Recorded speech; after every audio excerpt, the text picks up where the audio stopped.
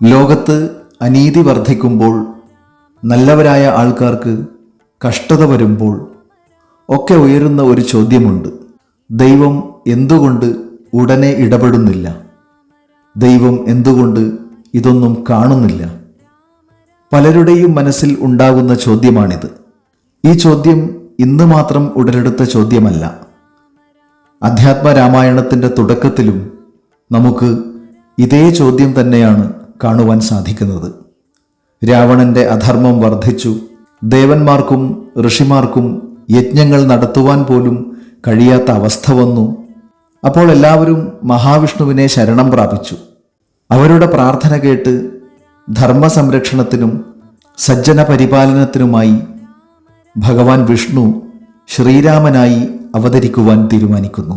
ഇത് വെറും ഒരു അവതാര പുരുഷന്റെ ജനനകഥയല്ല, ധർമ്മം വീണ്ടും സ്ഥാപിക്കപ്പെടുമെന്ന സത്യത്തിൻ്റെ പ്രഖ്യാപനമാണ്. അധ്യാത്മരാമായണത്തിൽ ശ്രീരാമൻ ഒരു സാധാരണ മനുഷ്യൻ മാത്രമല്ല, അദ്ദേഹം പരബ്രഹ്മ സ്വരൂപനും കൂടിയാണ്. എന്നാൽ എന്തുകൊണ്ട് മനുഷ്യനായി അവതരിച്ചു?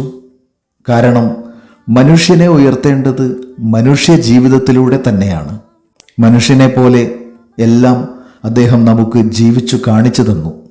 നമ്മുടെ ജീവിതത്തിലും ചിലപ്പോൾ രാവണൻ ശക്തനാകുന്ന പോലെ തോന്നാം.